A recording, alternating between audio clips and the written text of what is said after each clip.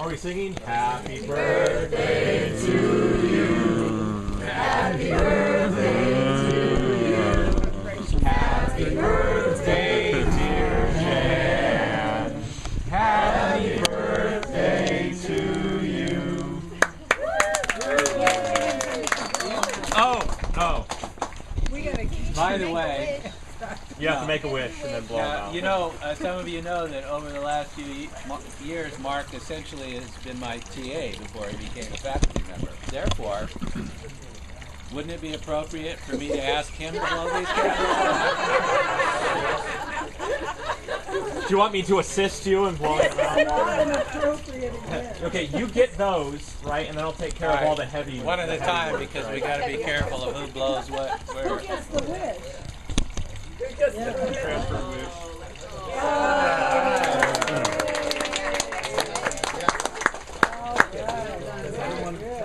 Well, I wish for happiness for everybody here, and then seemingly it's come true. They look happy to me. I don't know.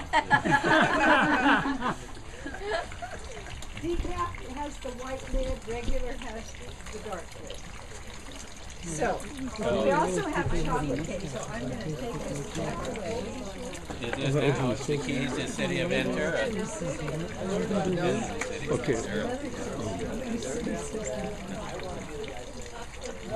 It's a get out of jail free Ventura card. City of Ventura official pin. Just in case I'm ever down there. They had cigars. Who has cigars? They were all supposed to be drugs and martial. Tell me your name. Jan Ford. Okay, in your martial arts training, who did you start off training with? I started off training in a little recreation center class in Shotokan Karate in 1959. Where at? Santa Barbara here. What was your instructor's name? You know, it was one of those little recreation center guy came and left, and I wasn't there very long. So And, what next? What did you... Well, just prior to that, and just after, I was wrestling. Okay. And then I went off to college, and I took a class in Goju-Ryu at San Francisco State. They had a club there, and I also did some wrestling. What did you like about Goju-Ryu? At the time, that's a good question. Did you get to any akatas? Yeah, a little bit. You know, it was just a 1 semester, 2 semesters, I think it was. But you know, I was fascinated, like everybody else was in those days, by the mystery and the exoticness of Japanese martial arts. So that's what I liked. That got you hooked then. Yeah, it did. But I was, at the time, I was having more fun actually wrestling. I used to wrestle at this gym in the Mission District. What weight? Oh, I was about 155, I would say, in those days. I was the weakest guy in the wrestling. I was bench pressing close to 300 pounds, and I was the weakest guy in the wrestling class. And then I started getting better and saw that the skill could sometimes overcome the strength. So then... Greco-Roman or just... No, it was freestyle. Okay. Olympic style. Okay. And, if shoulders touch, that's it. yeah, it was pretty much that. So, what next in your illustrious career? Then did a little more. I went to Seattle the next few years after that. We did Were you there when Bruce Lee was there? He had just left, and so I worked out with some people a little bit, informal karate. But then I went down to Chinatown. What kind of karate? It was just informal, multi-style group. And I went down to Chinatown and walked up these stairs, and I started studying Hung Ga, Tiger Crane style, with John Leon in 1970. And how do you compare that with Shotokan? It's very different. First of all, Hung Ga is a hard style of Kung Fu, but at the same time, it's softer at the advanced level than Shotokan is. That's one thing. But I think that Plus, they let me wear shoes, which I liked a lot better. And it was also very much more culturally integrated. In other words, there's this old hotel in the middle of Chinatown. You walk up these stairs. There's a herb shop up there in the training area. The instructor is an acupuncturist and herbal doctor. They had all these mysterious rooms with different kind of, that people would go into, but only certain people could go in and train there. So there was that kind of aura about it, and it was just at the period where Bruce Lee the movie had been released, and so the school went from a couple dozen people to hundreds of people almost overnight. And so to the degree that he had to start expanding like crazy to do that. So I trained there for a few years, and then I went over and trained with Roger Tung, who was a wushu guy, young guy. He went down one day. He said, "I'm going to this tournament," and somebody said, "Well, are you going to win?" He says, "Yeah, I'll come back with some trophies." And everybody says, "Oh yeah, sure, right, Roger." So he goes down to this tournament, comes back with these huge 7-foot trophies, and it turned out it was the Battle of Atlanta. He went down there and took first place in arms and weapons. Let's see. Then I started teaching some friends of mine for a while around that time at this YMCA. Then I moved down here.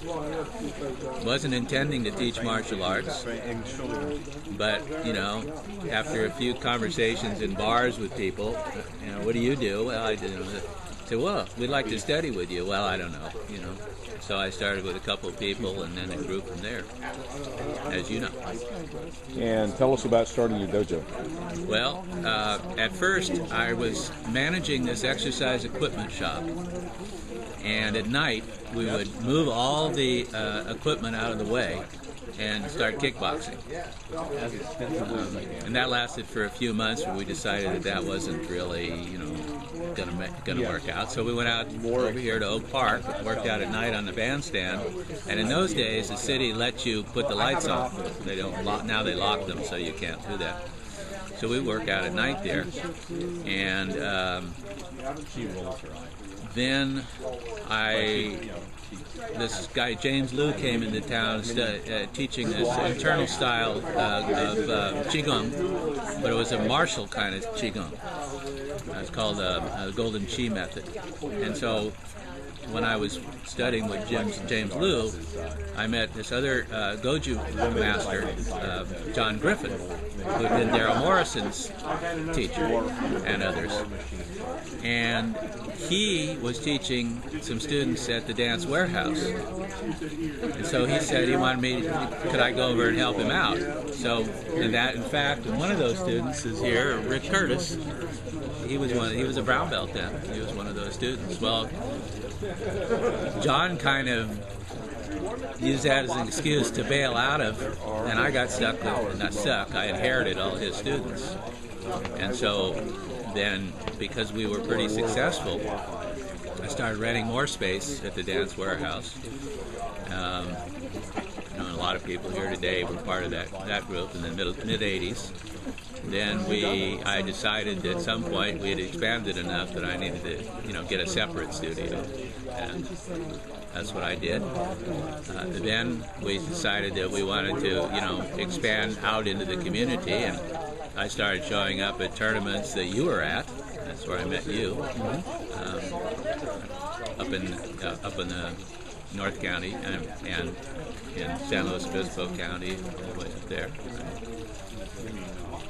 Then, what happened? Then we started Martial Art Magazine. Then we started promoting tournaments, and I believe we did about a dozen together. As I remember, one of the highlights of one of your tournaments was Master Funakoshi came down. Ken Funakoshi. Yeah. That was the one in Paso, wasn't it? So that wasn't the one in Santa Barbara? No, I don't think so. Oh, okay. I think it was that one we had in Paso. Oh, okay. Well, you had some special guests. Yeah. Who were there? trying to remember. It was like a family, or no? It was that guy was in his 80s, and he was a jiu-jitsu guy. Sig Kuparov. Kuparov. Yes, that's right. That's Okay. you brought him. Okay. Okay. Yes. That was Paso. All right. Jan, I guess one word that I keep hearing about you describing Jan Ford, that operative word is eclectic. Yeah. Would you agree with that? Yes and no. I mean, we focused on Hunga, you know, and to a large extent. But I felt that what we needed to do is, I'd studied a lot of different martial arts, and what we needed to do was have a system that would include the best elements of all those things, which I think we were successfully done, which would include both striking and grappling at a time where no one else was putting those things together.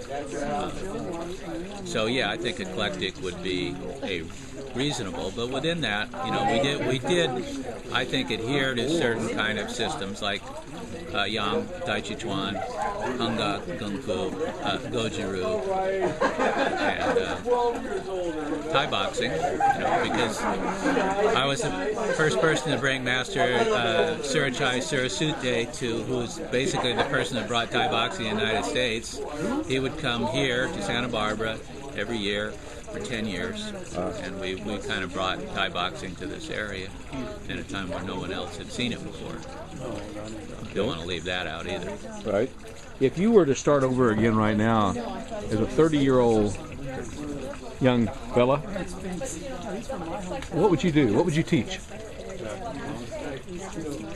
I would probably want to still feel young enough that I could do a combination of striking and grappling, you know, but I would maybe put less emphasis on forms than I did in those days, personally. But I'd have to think about this. I'm not sure. If I was 20, that would be a whole different thing. If you had just, what kind of advice would you give, broad brush stroke type advice to your students? All the people that have been in your classes, how many people do you think you've had in your classes? It would be hard to say, you know. I'm sure over 1,000 anyway, yeah. What kind of advice would you give them for the future? Keep practicing. Okay. Sounds good? Yeah. Okay. Let me have your name. Sean Brees. Sean, we're here at Jan Ford's birthday party. How old is he, by the way? I don't know exactly, but I know he was born in 1942, so what would that We'll make have to him? figure that one out. Yeah, it's like 68 years old. First of all, let's talk a little bit about your experience with Jan. Yep. Okay, so you were in Jan's class. Give us a little bit of background. Wow, I started with Jan when I was 14. Didn't know anything. We started, I think my first Friday, every Friday was sparring night. So it was all comers from any school or people off the street. So basically you learn what you could learn the first week, and Friday night comes and you dig gloves and headgear out of a box and put it on and do your best, you know, and you fight with all different people of all different styles, and you try to come up with a little, like, how hard are we going to go? Take it easy on me. And that was the first week, black eyes, bloody noses. Who was the toughest guy you fought against? That first class was Rick Curtis in the back there, and the poor guy, he would just stick his hand out and give me a bloody nose. I couldn't do anything. But then over time you learn, and you start learning how to block and what to expect, and time goes on, and one day I broke poor Rick's nose. Put it on the side of his face. But it was just one of these things. We did a lot of, Jan really wanted us to learn how to take care of ourselves in the street. And he would train, we do a lot of classical kung fu training and forms and whatnot, but when it came down to fighting and sparring, he really wanted us to be able to take care of ourselves. So he really wanted us to see all comers, any different styles. If you're fighting a wrestler, don't wrestle a wrestler. Don't box a boxer, you know. So he really wanted us to see these styles so you could learn how to compete against them. Big guys, small guys, tall guys. And it was really good. Jan was very open to that. He really wanted people to take care of themselves. I mean, he would go every few months, he would kind of change his curriculum. He'd get really focused on judo and then do that for a few months, and then he would go way into kicks or way into stances. Always in martial art? Always in martial arts. Never massage or anything like that? When we were doing some jujitsu and we're choking each other out, and we were doing a lot of throws and then getting into chokes, and then he was starting to teach us some massage. And before we'd learn how to work on each other's necks and whatnot, he was quite a massage practitioner himself. Really? Yep. Okay. He, as part of his earnings, he would do massage work and whatnot. He did what he could to keep things going. Wow.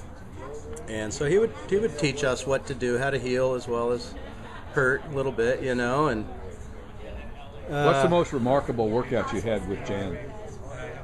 most remarkable workout? Wow. I don't know. Nothing's really sticking in my mind as far as a particular workout. There was one. You ever have any really tough guys walk in off the street? Absolutely. Tell us about that. What were some of those times? The interesting fellow walked in. He was a third-degree black belt, Tong Sudo. He came up from San Diego to check us out. And he was a big ego. The guy came up and he started sparring the girls, beating them up. He was taking the weaker students, beating them up. The guy was really tough. And Jan said, Sean, go spar that guy. And I kicked that. I was doing a lot of Thai boxing, did a lot of Muay Thai. And Chai Sursut would come up and do seminars with us. I did all of his seminars, we did a lot of training. Jan inspired us to see that. It was such a tough art he really wanted us to. So you get this kicker and this guy would start wailing on you, and I kicked him in the groin probably 3 times. He didn't have a cup on, kicked him hard, and that guy blow it off. I was impressed, you know. But then the Taekwondo guys, they like to do the spinning kicks, and as soon as he spun, I'd step in, and I liked my hands, so I'd start punching, and I'd nail him in the back of the head and whatnot. And he got pretty upset. He said, "You can't do that." What do you mean? There's no rules. So you can't. He was just flustered. So boxing really took him out. Boxing, stepping in, just not playing his game really took him out. And I didn't beat him up, but he didn't want to play anymore. And he went home. How long did you work out with Jan? I started with him when I was 14, and I moved to Seattle when I was 22. So I worked out with him. It was 6 days a week for many years, and then it tapered off to, I was teaching his classes 3 days a week. Oh, really? Yeah. Okay. I understand you have met up with Professor Imperato at some time. Yeah. Tell us a little bit about your encounters with the professor. It was very brief, you know. I have a young underling. I just stepped back and listened, you know. But my teacher that I learned a lot of stick fighting from, and he studied under one of under Master Imperato's students, okay. John Leone. Okay. And so there was a little bit of a connection there. I really kind of hung back and just listened and watched. Master Imperato, a very neat man, you know, and very impressive to be around. And I don't know, just feeling his energy was very. Now I understand you were. We had dinner with him and hung out. You were there when Sam Mersai tested for one of his black belt tests. I did. And describe that. What did Sam have to go through with those people that were there testing him? Yeah, Sam hadn't, as to my understanding, Sam hadn't had an instructor for many years. He trained and taught on his own. And then this whole seminar was going on, and all these top-notch instructors were there, and they were very impressed with him. He'd actually worked with Rick Runtel, who was a Tai Chi guy, a dynamic Tai Chi guy, but not in any other traditional martial arts, right? Is that right? Yeah. Okay. And I just knew he was a Kaji Kempo guy. He had that, wasn't he? Yes. And he had that school, and he had really just tried to promote the art for many years, and when Master Imperato came over, he was impressed with him, and he was wanting to test him and ready him for the next level. And they did the very classic Kaji Kempo test, which is you line up, and all the instructors give him a shot, and you're supposed to withstand that shot. Every shot dropped him, which is common. They're all really good people in every shot, but he got up every single time, which is also the Kaji Kempo way. You get knocked down, you get back up. This was about 20 years ago, actually. This was, easily 20 years ago. Yeah. And so, what about, did you work out with any of his students? Sam's? No, any of Professor Imperato's students. I worked out, not directly, but indirectly. John Leone was his student, one of his top students. All right. And he taught. He had a school in Hollywood many years ago in the Okay. 60s, and then my guy I was training with studied with him for Okay. about 3 years. What was solid. his name? His name was Henry Alexander, Okay. and he trained with him. They were very close friends, so John kind of took him under his wing. He was so tough. He wasn't one of his best students. There were students there that were just remarkable. Absolutely not one of his top-notch students, but he was so tough. And his attitude was so strong that he really took him under his wing, liked him a lot, invited him to the stick class. Only a few students were handpicked from all, he had a lot of students, only a few were handpicked. Henry was one of them to come to the stick class because his attitude was just so tough. Most people quit. It's just too hard. And he stuck with that until John died. And then I met up with Henry. Now, did John ever make up with Professor Imperato? No, not personally. No, but later when we saw him, Henry confronted Master Imperato and just wanted to let him know we're extended family, and I'm one of your students, and we just we have the ultimate respect for you. And What caused the Master rift? Imperato was he had no ill feelings towards John. What And caused the rift between Professor Imperato and John? It was kind of a crazy thing, is because Master Imperato felt that John had softened the style when he came to the United States and opened the school in Hollywood, and the He was way number one student, right, of Professor Imperato? to my knowledge. Okay. And he was mad because Sifu Leone had softened the style, and how he couldn't keep any students, so he softened the style by going from the classic Kaji Kempo was 2 years of nothing but horse stances and stance training, and he softened it by allowing only 6 months of stance training before he would show you something else. And it was intense. That's talking about sitting in horse stance for 2 hours in a class. I mean, just down, everything low. And he had his school was separated in half. And in the front half of the school, it was all classic Kaji Kempo and hardcore. So when my buddy Henry says, when he walked in the door at 33 years old, and he was going through a hard time in life and thought martial arts would help him, and he walked through the door, and he says, so he walks in and he sees all these guys beating each other up and rah, and hardcore. It looked like hardcore karate. He's watching these guys just beat the piss out of each other. He says, that's too hard. So he walked through the room into the back, and there was another room in the back, and in the back room was complete silence. It was all Tai Chi. No, I'm sorry. It was Chi Lai Foot, Kung Fu. Okay. Complete silence. He didn't want any noise at all. And all these guys are just sitting, but that was the hard class. He picked the wrong one. He chose the one where you sit in stances and you do arm circles. That's what you do for the whole class. And he did that he did the 6 months of stance training and all the silence. And he says, when you can yell, he says, it's a lot easier. When you have to keep it all in, and it's all breathing and stances, and it was just incredibly difficult. But he would go over and cross-train with the other guys in the Kaji Kempo class and do a sparring and things like that. Their sparring consisted of John would take a 3-foot ruler, put it between you two. Okay, you ready? Fight. And it was all bare knuckle. Wow. One move, somebody be on the ground. The full contact every time. He says, one move, somebody be on the ground. And that was sparring. You might lose little teeth that way. You might lose teeth, bloody noses. You're expected to train. Didn't matter what was broken, you're expected to be there and train. Okay, tell us a little bit about your workouts is Henry? Henry? Tell us a little bit about that. John learned the stick style when he was doing his the stick classes. He had learned that style from his father, and it was a family art. And his father was quite a famous stick fighter, I guess in Hawaii or the Philippines. And so Henry learned that art from him. So I was training in Henry's backyard. It was very classic training. No gloves, no gear, oak sticks. One-on-one? One-on-one, oak sticks. Very hard. Where would you take the blows? He was pretty nice to me. When we started like that, it was always in the hand or the shin. Let's see your hands, John. Can you bring them up a little bit? So that's curl them up again. That's a pretty big knuckle there. Yeah. So you took it there a couple of times. Usually it was here and on the thumb, because when the stick slides down, when you hit and block and the stick slides down, generally you take the most abuse around this area. You ever take a stick to the face? Yeah, to the head, mostly the big staff. We did a lot of work with the long staff also, and the cracks to the head was with the big staff. He dropped me twice. So he really didn't have any penitence. He was not sorry. He didn't apologize. Absolutely to you not. when he hit you. It's your fault you got hit. You should have blocked it.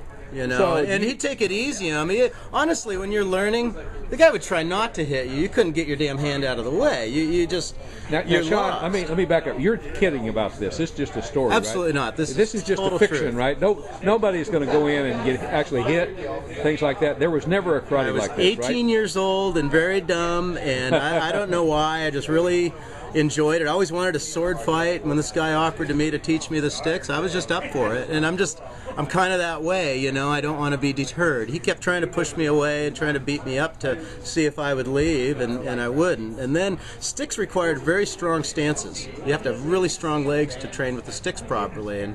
And he saw that my legs were just too weak, so a lot of our training was also the chi lai foot. And he would put me in stances, and I'd say the most grueling, when you ask about grueling trainings, the most grueling time I can remember was he wanted me to sit in horse stance, into a perfect horse stance for 5 minutes. Then I could leave. Then I could go home at the end of the day. It took me an hour and a half to sit in a perfect horse stance for 5 minutes. Because every time I flinched, if I adjusted my nose, if I moved my foot, if I scratched my nose, he'd start counting over again. He had his little watch, and he sat like this, Wow. watching me. And it took me an hour and a half until it was getting dark, until I just basically stared at a light across the street. And you knew that if you flinched, he was going to start counting over again, and through sheer pain, you can't have that. You have to, and so I sat there. It took me an hour and a half to sit in a perfect 5-minute horse stance. That was the most grueling thing I can remember. Okay, let's go back to your first instructors. I assume Jan was one of your first instructors. Yeah. What do you think the life benefits of working out with Jan Ford were? Oh my God, I was a lost kid. I had no self-confidence, self-esteem. I was really lost. I met Jan, and Jan was this real person. And Jan took everybody under his wing, and it was like family. And he was a very educated man and a very good resource, and he became a huge mentor of mine. Besides martial arts, he was just a huge mentor and a great friend. And then through martial arts, you know, I wanted to learn how to fight. I wanted to take care of my brother. He beat me up all the time, and I wanted to learn how to take care of myself. Older brother? Older brother. And after about, 2-3 weeks, you feel like the more I learned, the less I felt I needed to fight. And we fought in school all the time. So anytime you want to test yourself, go ahead. You know, there's always somebody there. And it was huge. I found that I didn't fight. I didn't fight in school. I can count how many situations I've been in because I just had confidence. I've been hurt pretty bad. I'm indeed dislocated in a sparring match. That taught me a lot. I quit kickboxing after that. Once my knee was dislocated, I realized I can't kickbox everybody. You got to be able to take care of business. And kickboxing's fun, and it's the strategy, and I like all that, and it's great. But when it really comes down to it, you can't kickbox 5 guys if they're around you. You got to be able to take care of it. Jan was. I learned so much from him. He encouraged us to learn more. We did a lot of Tai Chi breathing. We did a lot of the judo, some jiu-jitsu. He encouraged us to train with Chai when he came up to learn Thai boxing. He really encouraged that because he really wanted us to see it so that you knew how to deal with it if it ever came up. He's a very open man, so when Chai wanted to come up, he was very open to him, and it was great. Jan and it's been many years, he's still, I think, one of my closest friends. There's very few people I always connect with when I come down here, and Jan's always now it. With your experience with Professor Imperato, tell us a little bit, what did you carry through? What kind of life lessons did you learn with him? You spent very small time with him, but did it impact your life at all? I think the greatest impact is to see a man and how strong he was. He was 70 years old then, to my knowledge. He was with cancer. He was 70 years old then, and he was so strong. You could feel his energy. You could feel what he's about. The guy, I think that it's just encouraging, you know. You see that, and it's like you need to be tough. You need to pursue. You need to persist in life. Okay. I had a crane fall on me. I had 8 tons come down on my back. It crushed my pelvis. Wow. I had many injuries from my shoulder. I've got herniated disc in my mid-back. I've got 2 other herniated discs down low. Sciatic nerve pain. They didn't know that I'd walk again, and I feel it was all martial arts. You never give up. You know, I'm going to keep. No, doctors were done with me, and so I just kept finding other people. I continued training. I continued doing martial arts what I could. good. Even after the crush did? Absolutely, absolutely. That's what I had to. That's how I got back on my feet. I could only stand on one leg, so I couldn't use this whole side at all. To sit was the most excruciating thing. So I stood or. You still have problems? Oh yeah. Tell us a little bit about what you got life lessons from Henry. Henry taught me to not give up. He taught me to pain is just secondary. Your goal is what you're after, and to just to push, to strive for more perfection. You think you're good? Push harder. You're not that good. There's always somebody better. I don't know how many times I thought I was getting somewhere, and he would just, oh yeah, try this, and you'd realize you're nowhere.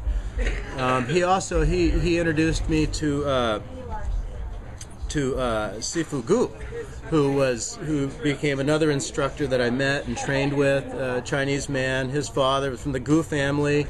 He had a huge school in Shanghai. When the communists took over, he had to leave. My Sifu was his oldest son, so he took his oldest son and left.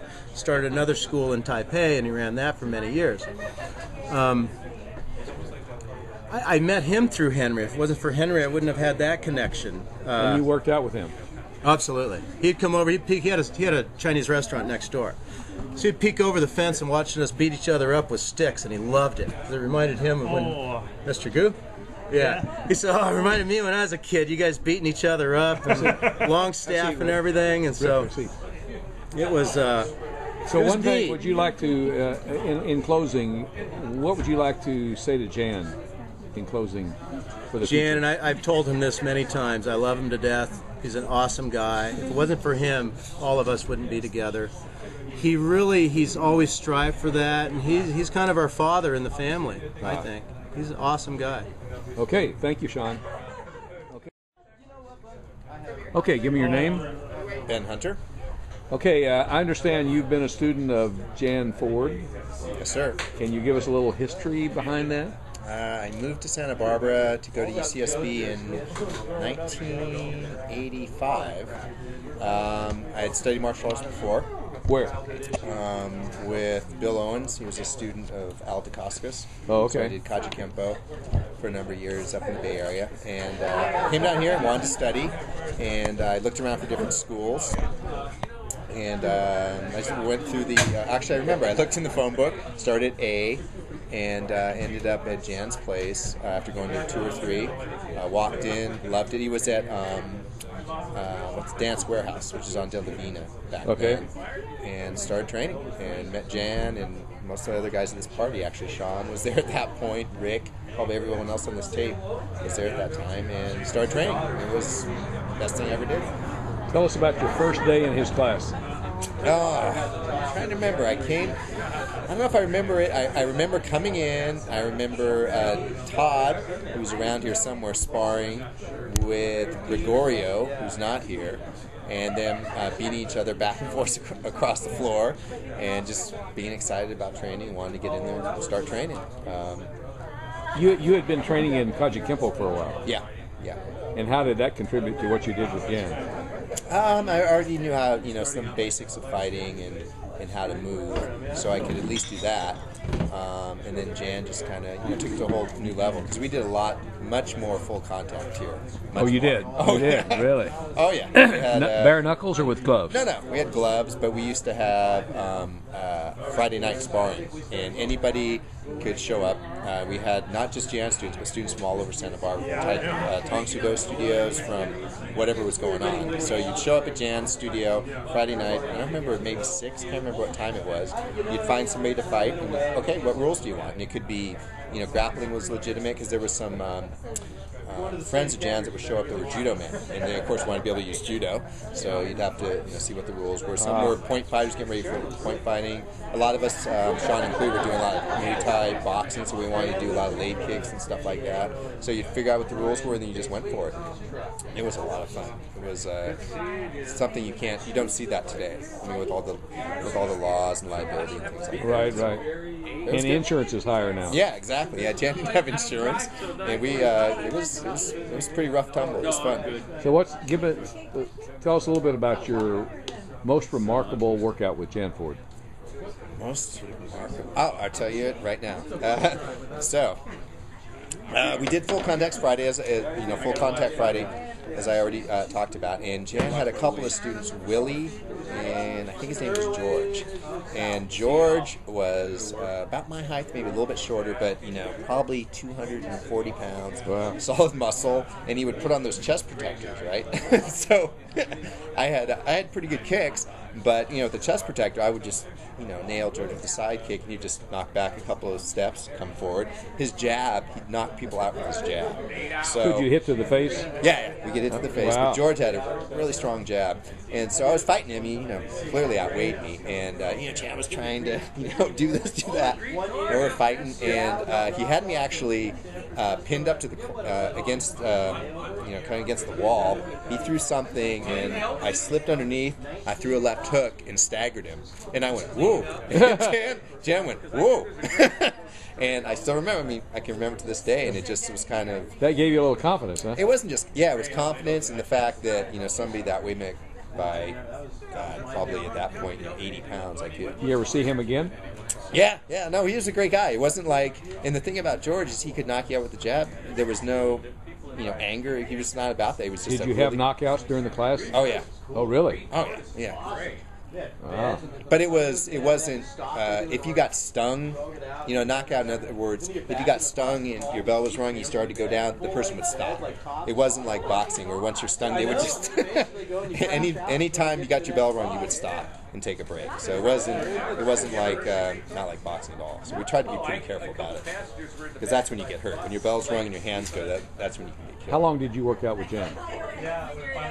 Well, I never stopped. Or you still work out with him? Yeah, when I come down here now, we do the Tai Chi. There's a group of us that get together and do Tai Chi in the park on Sundays. Every time I came down here, he stopped having an actual studio probably 10, maybe 12 years ago. We still get together in the park, and I ask him questions. It never stopped. Never. I think pretty much everybody here still trains. No knockout training, though? No. No, I'm not 20 anymore. Okay, in wrap up, would you tell us a little bit about what you would tell Jan for the future? For the future? Yes. Well, I look forward to many more years with him. I look forward to continue to benefit from his advice, his wisdom, and just looking forward for many, many more years with him. Thank you, Ben. Okay. Thanks. How about another student? Who's left? Who are you missing? You Well, I just had two. I just had Sean.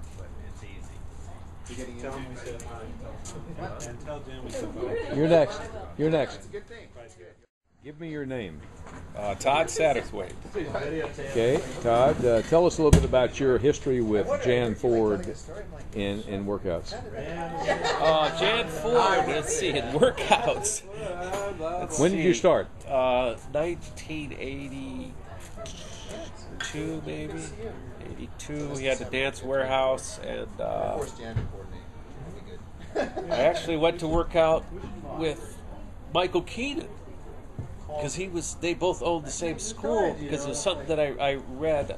Michael Keenan said in the news press, and when I got there was Jan. I go, I'll work out with Jan instead. So I ended up working out with Jan for a number of years after that. And I worked out with him at his other next school at was it Bath Street? Not sure. Bath. Yeah, Bath. But That's myself. yeah, that was 82 to maybe 86. I worked, trained with Jan. Jan trained me, actually. That's it. That's home. You did a few full contact in your workouts. You could punch people, or it was just point fighting. In what? In the workout. In your workouts, did you? Oh, we had sparring sessions, but Jan primarily taught Hung Gar, Kung Fu. Thai boxing was probably another art that he taught, and we did have open sparring on a Friday night. Okay. So, how do you compare Hung Gar with some of the other styles? I don't know how to do that. Just tell me, it'd be easier to. well, I'm probably not the one to ask that question. I was more of a fighter, so I didn't pay as much attention as to the style as I could have. But Other styles meaning what? Like all the other karate Well, styles? no, all the other things that Jan taught. Oh, okay. Oh, Tai Chi, Oh, okay. Judo, Oh. massage, whatever. oh, it's a good traditional style, kung fu style. It's you know, there's a lot of forms, a lot of weapons, and the self-defense is pretty practical. So yeah, it was a great kung fu system. Yeah. How'd you like the cat stance, for instance? The cat stance? Yes. That's pretty tough, wasn't it? Mobile, or which one's the best? Mobile? You're standing on one leg. All your pressure's on one leg. I see. That's as I'm saying it. I was kind of a fighter, so I didn't quite get into the formal part of Okay. it all. But yeah, the cat stance, I didn't find it very difficult.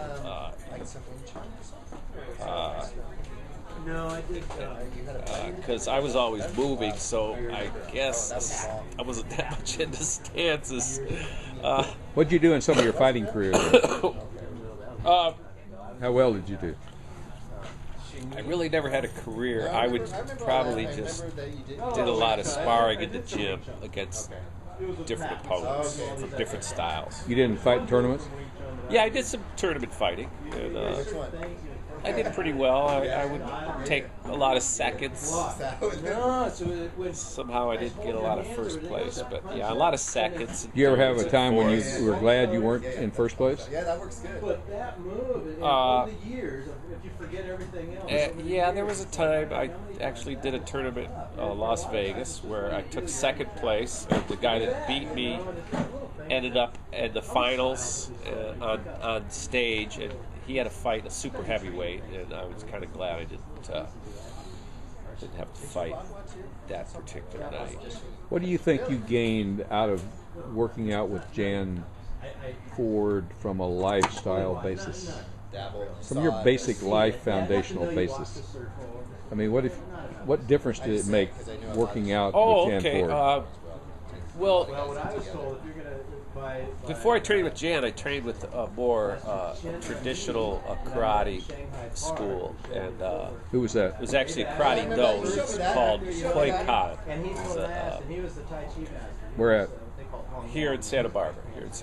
And Japanese style? Or? yeah, it's actually Okinawan Japanese mix, but the teacher, very very practical martial arts, a lot of good foundations in the basics, kicking and punching and blocking and all that. But I stayed in it for a while, and he was a more of authoritarian kind of teacher. And then when I started training with Jan was more, he didn't have that kind of authoritarian kind of demeanor, and I kind of learned that, I learned that there was more freedom to express, my own self instead of just kind of becoming a clone of a system. So yeah, he gave us a lot more freedom. In this other school, basically everybody who sparred were from that school. But with Jan would bring in anybody that wanted to come to his school on Friday night you could train with him and spar with him. So did you ever have any very superior kickboxers come to that workout? You mean come and I mean, really tough, like Nasty Anderson. Yeah. People like Nasty Anderson. Oh, sure. I do remember a time we had some kickboxers that came to the studio. Kickboxing is it's a sport, and it's kind of something you need to get conditioned for.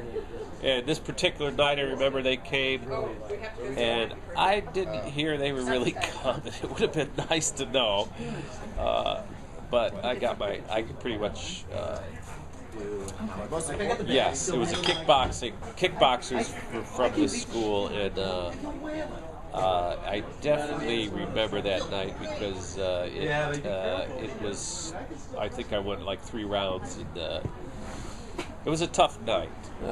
put it mildly, yeah. So yeah, that was probably about the only time as far as superior fighters.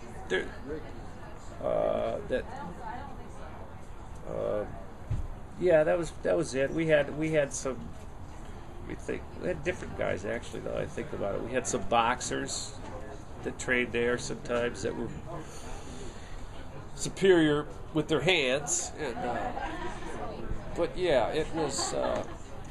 Okay. Now, do you have any last words that are not last words, but just future words for Jan? Having worked out with him all this time, what do you have to say to Jan for the future? As far, let's see, for the future. Yeah, we're going to be watching this forever. Oh, I hope not.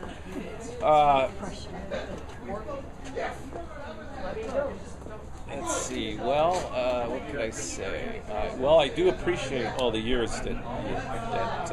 Oh, this is going to Jan. This is going to be. Yeah, we're going to put it on the Martial Art Magazine. Oh, okay. And we'll edit it out. Yeah, let's hope so.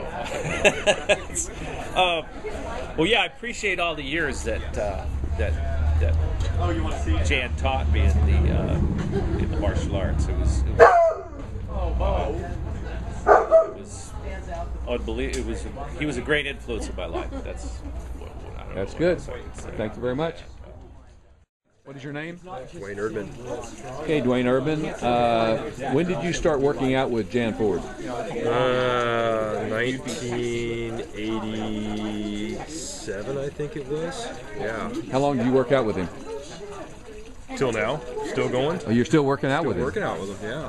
Okay, what are some of the memorable workouts you've had with him?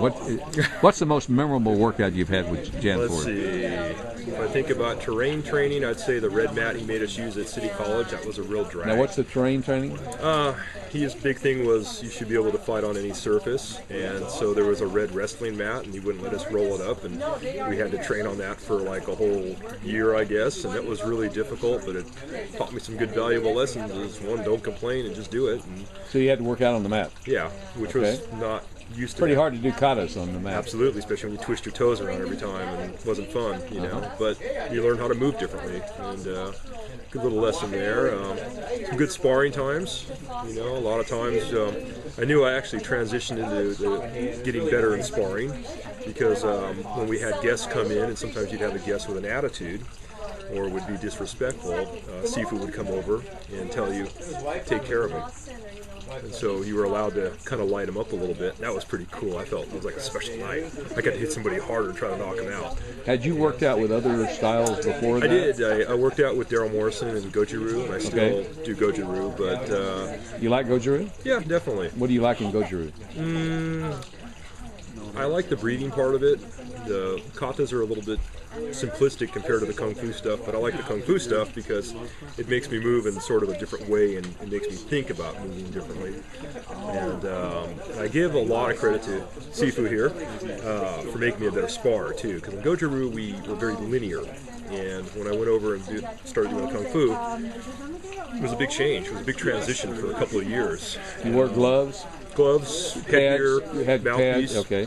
Yeah. But full contact? Pretty much at Sifu's place it was, yeah. Whereas Especially if they had new people there with an attitude. Oh, good times. Okay. Yeah.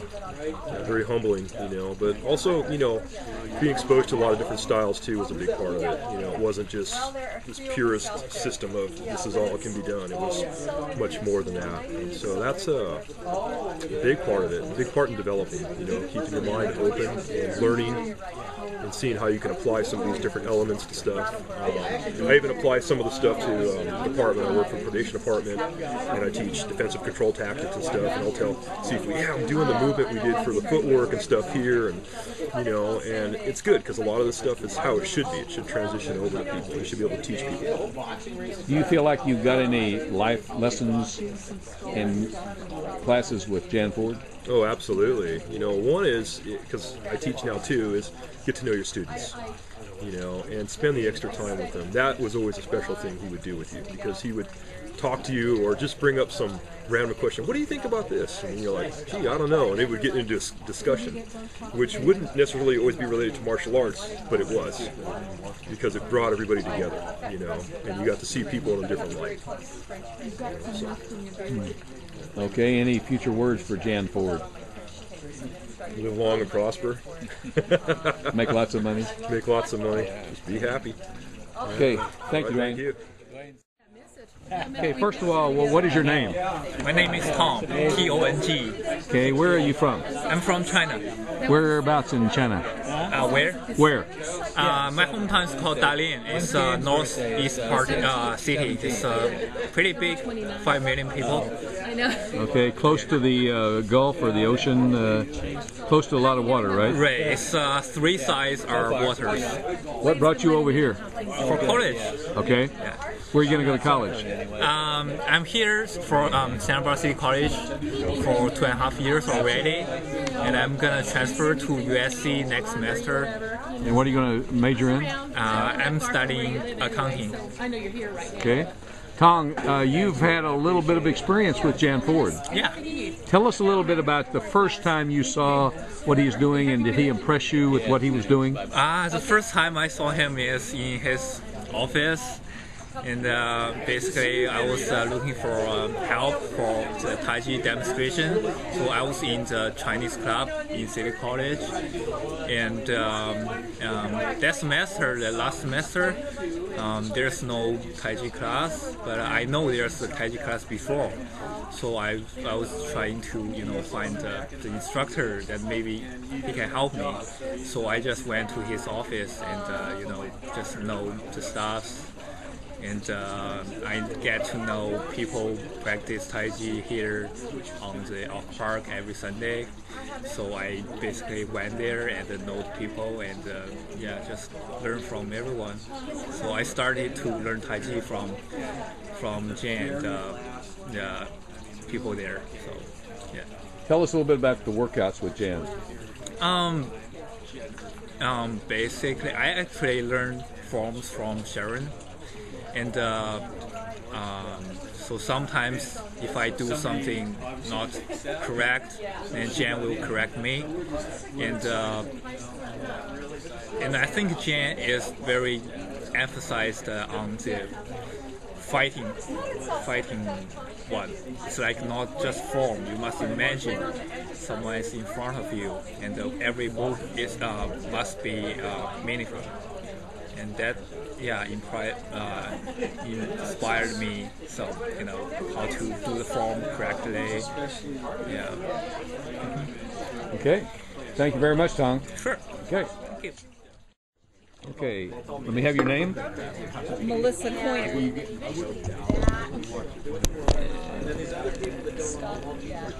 Okay, you know Jan Ford. I do. So why are you down here at his birthday party? Well, I haven't had really much of a chance to really get to know Jan very well because I live in San Ynez and just haven't made the commitment to come down and learn. And how'd you first hear about Jan? Actually, when he was at the Dance Warehouse, I went and watched a class. Is that right? Wow. And I remember that I sat through the whole class and he thanked me for sitting through and watching the whole class instead of just leaving right away. And then competed in a couple of tournaments at City College. And then... his tournaments? Uh-huh. Okay. But didn't know him. Fighting or yes, forums? Both. Both, okay. But didn't really know him How did that you do? time. I don't remember. I think I trophied in forms, and then I got a second place trophy in sparring because I was one of 2 people in my division. So, and then I started studying Tai Chi, hooked up with Tony DeMulan, and started studying with her, and started practicing at Oak Park, and got reappointed. And I'm trying to make the commitment to meet more people and learn more, and kind of help preserve all the history that I can, because there's a lot of, when you get together with other martial artists, everybody has a really good story and a really good history, and sometimes they conflict. And so it's nice to get more information and try to incorporate that into my practice and into my teaching. How long have you been teaching up there? Let's see, I started studying in 1982. I got my black belt 10 years later. So I've been teaching out there 20 years. And I bought the studio about 5 or 6 years ago. Okay. What do you think? You've worked out with Jan? Only at Oak Park. You've watched him. Doing a little push hands practice and stuff. What do you think about his workouts? Just normal workouts? Any difference between Jan Ford's workouts and other people's workouts? I can't really say that I've done enough practice with him to really to get a good feeling for what's different and what's the same. You see him as a disciplinarian?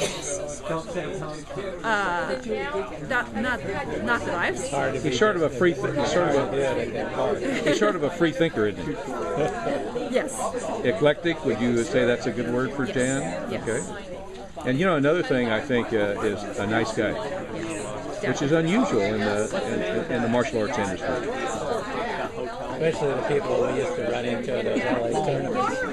Well, what I like is a lot of the senior martial artists that have done it, been there, done it, and trained back when training was really hard and not this sissified training that I see now a lot, or even I've done a little bit, watered down training, that just really a genuine good spirit and not caught up in his own ego and this is my way and this is the only way. Very inclusive. It's very pronounced in his life and in his teaching, which is a very good compliment. Okay, any future words for Jan? Encouragement? Just that I hope I make the opportunities to be around more, so that I can appreciate it. Okay, thank you very much. Thank you. Okay, let me have your name. Me llamo Esteban. Steve Wheeler. Yeah. Okay, you've been working out with Jan Ford for a while. Yeah, I worked out with Jan for a long time. How long? Oh, at least 15 years probably. And who did you work out with before that? Before Jan? Yeah. Before that, I worked out with John Griffin, who Jan knew when I was going to UCSB, and that was in Goju Ryu. Okay.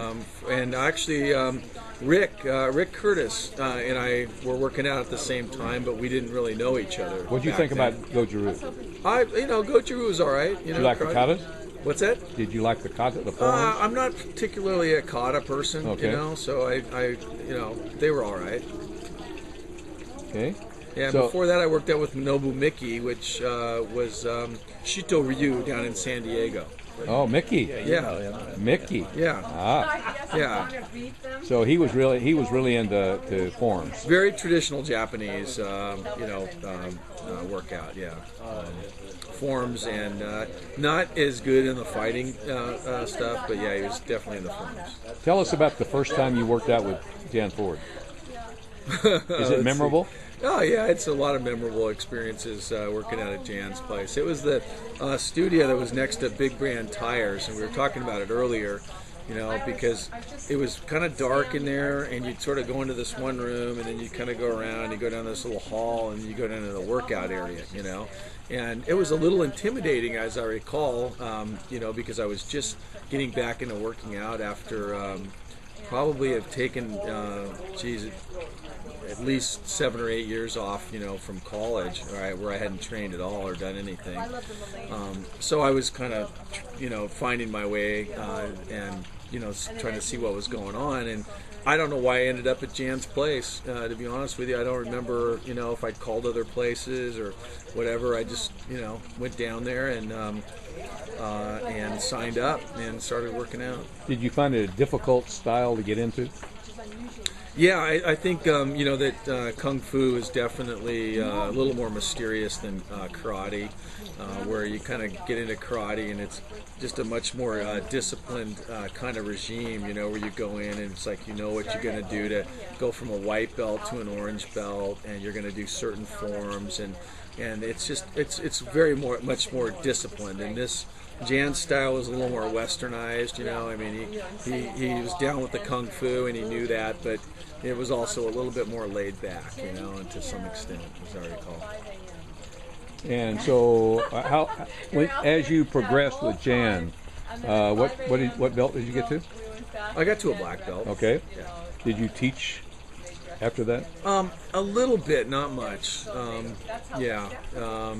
got my black belt, and I think after that I was learning a form that I was actually really interested in. God, what was that called? It was the one after Fu Hawk. Oh man. 5 Animal, 5 Elements. No. What was it? Supien? Yeah, that's what that means. Yeah, Supien. And that was probably the form I was probably the most interested in, but after that, I think, Jan had introduced a lot of different things to the school. He had introduced the Gracie brothers, jiu-jitsu and grappling, boxing. And for some reason, I had trained with a guy named Frank Ortega, who was trying to be a professional kickboxer. And I just really got into boxing. So after that, after I got my black belt, I got more into boxing. So I kind of went on and did some boxing on my own after that stage. So would you agree that the word eclectic is a good word to categorize Jan as a person that really likes to do a lot of different things and not to just focus on one thing? Absolutely, yeah. Yeah, and he had a kind of a hands-off style. It used to piss me off sometimes because I'd go there, and I'd think, now where's this guy, What am I paying this guy for, But I kind of realized that he was kind of there when he needed to be, and he'd kind of give you some, direction when you needed it, but he wasn't, hands-on, telling you, every, second of your movement, what you were doing. He just kind of let you do it, and then he'd kind of jump in and teach you a few more things, and, and it's just a different kind of style, It was more, I guess, more Chinese than Japanese, really, as far as what I would perceive the philosophy to be. From a life foundational standpoint, did you have any life lessons from Jan Ford's teachings? Yeah, I would say I did. Not maybe as much from the martial arts, but just from the kind of person that Jan is, and he's a very analytical person, very critical thinker. Questions authority, picks things apart, analyzes it, and I think probably just hanging out, going over to his house and watching a film. I think probably the one that I remember the most was The Seventh Seal, where he kind of put me on to Ingmar Bergman. Is that the director? And we sat there and watched it, and the dance of the dance of death, at the end, which is kind of reminds me of Jan probably more than anything. It's just the way he would look at something and analyze it, and you would see things that I wouldn't see myself. That would just embellish it and make it that much better. Watching a lot of Akira Kurosawa movies with him, and just a lot of different, things like that. He's a super intellectual guy, definitely. Okay. Do you have any words as far as the future? What kind of wishes you have for Jan Ford? For the future? Yes. I think for Jan, I'd like to see, it's kind of something I hadn't really thought about, so I have to think about it. And I think that, obviously I want to see, Jan have a good life. We've talked a long time ago about death, and accepting death and how freeing that can be. And so I'd like to just see him live free for the rest of his life, and enjoy it, to the max, and look at every day as a new day and a new miracle. That's what I would say. Fantastic. Thank you very much, Steve. All right. Thank you.